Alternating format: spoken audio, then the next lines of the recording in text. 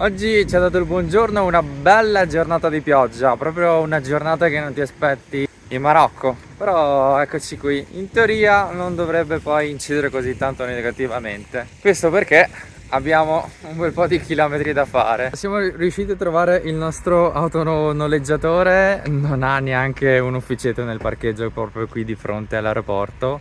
Questo perché l'ufficetto è proprio quella macchina lì, è quella Sandero bianca. C'è il loro ufficio, è quello lì, bellissimo, super spartano. Ed eccolo qui il nostro bolide che ci accompagnerà per i prossimi giorni, fino alla fine del viaggio.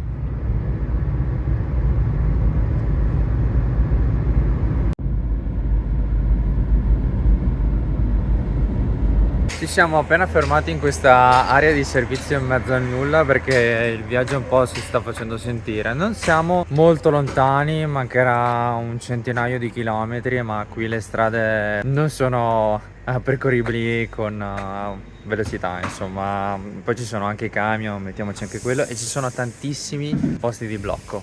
Veramente tanti. E visto che ci siamo fermati abbiamo anche approfittato di fare un po' rifornimento. Qui, se qualcuno fosse interessato, in Marocco la benzina costa 1,50 € di media. Voi avete mai visto della gente randagia in giro? Ora vi faccio vedere, qui ne è pieno, tipo questo qui.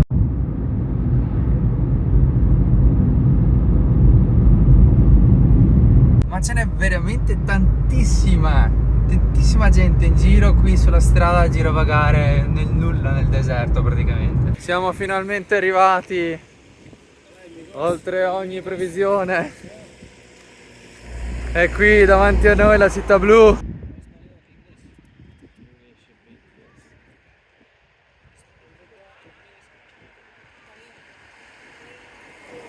Nemmeno le multe discutibili ci fermano, siamo finalmente arrivati, stiamo morendo di fame. Comunque sono stati 200 km più o meno più lunghi della mia vita perché era veramente infinita la strada, c'era un limite bassissimo e ci hanno anche fregato la polizia che c'era un posto di blocco ogni 10 km in media, quindi una cosa veramente esagerata. Forse più posti di blocco che auto che circolavano.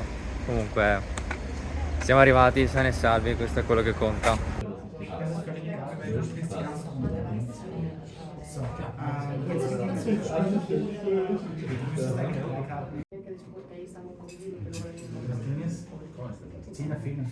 Un couscous alla capra.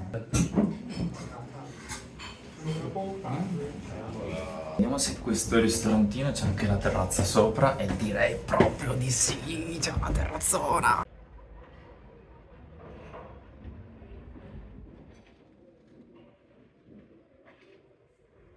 Non pensavo potesse entusiasmarmi così tanto, l'avevo vista molto turistica, che lo è effettivamente, però il colpo d'occhio merita. E poi il cielo si sta aprendo.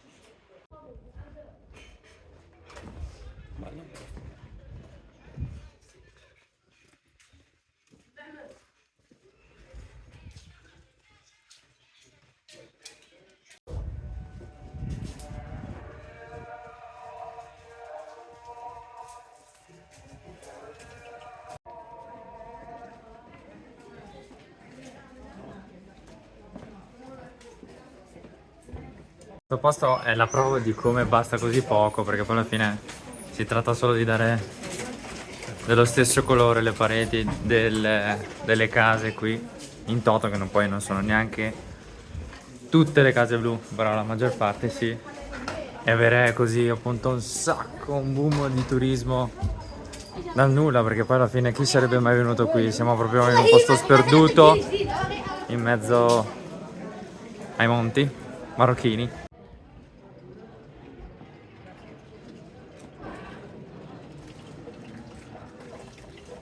Sembra di stare in fondo al mare, è tutto super blu.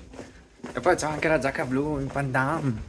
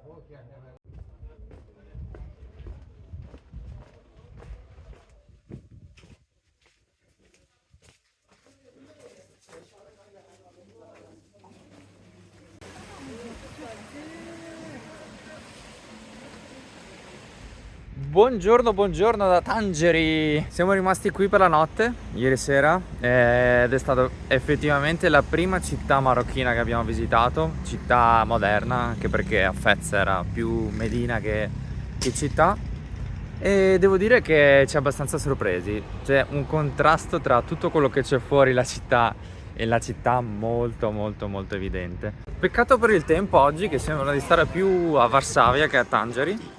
Però abbiamo adocchiato questo parchetto nella zona alta che sembra non essere male.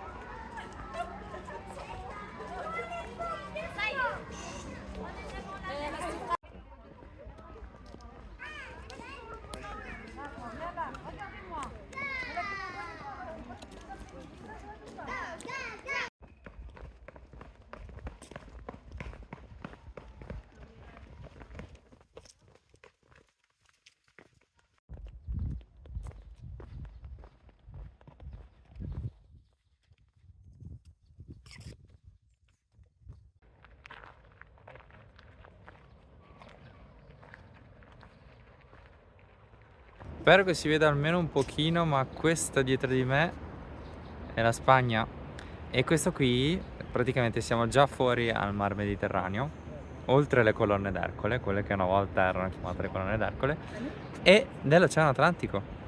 Probabilmente questa sarà la cosa più emozionante di oggi. Non abbiamo un itinerario ben specifico, se non la meta, la destinazione finale della giornata, che è Casablanca, dove staremo solo una notte per poi procedere con il viaggio nelle zone più battute dal terremoto, sperando di non trovare imprevisti irrimediabili. Però chissà, magari lungo la strada troveremo qualcosa di interessante.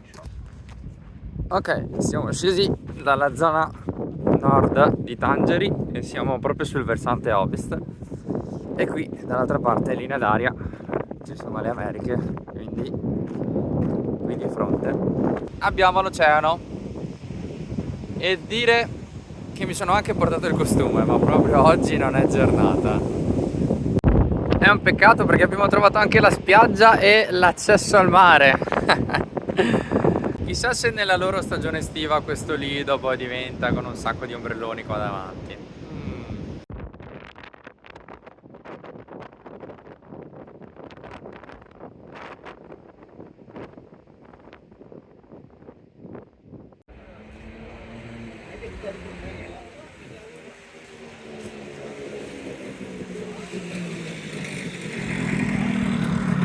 Per fortuna ha smesso di piovere, siamo scesi un po' più giù e siamo nella città, spero di pronunciarla bene, di Assila. Ma prima di visitarla, visto che si è fatta ora di pranzo, andiamo da Alibaba.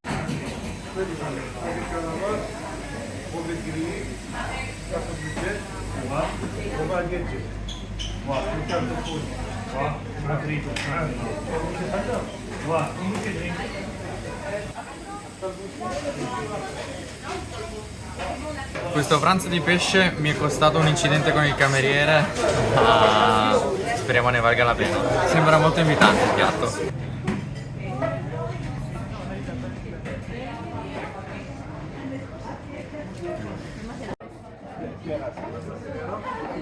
Cosa succede se mangi pesce in un paese dove praticamente trovi un gatto a persona?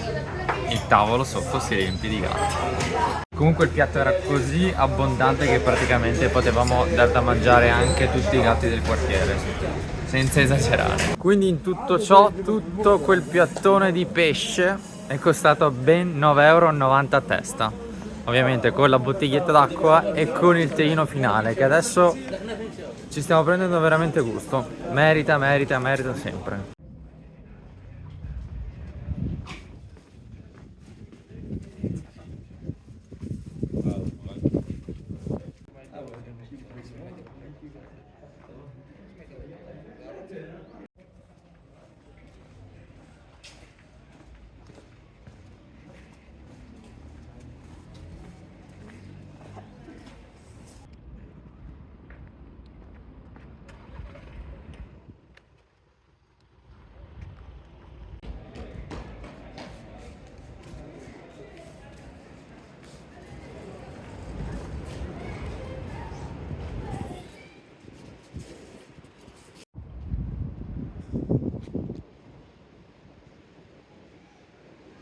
Chissà se il colore blu per loro ha un senso o una mattina a un certo punto qualcuno si è svegliato e ha detto adesso facciamo tutti gli edifici blu.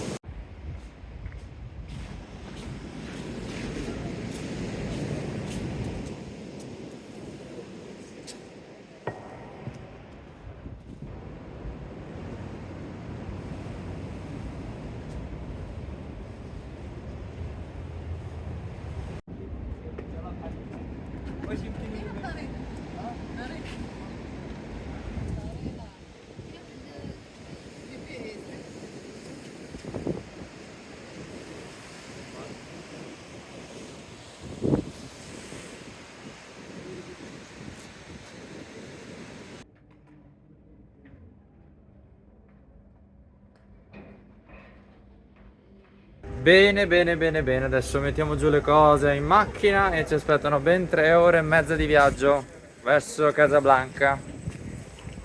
Si riparte!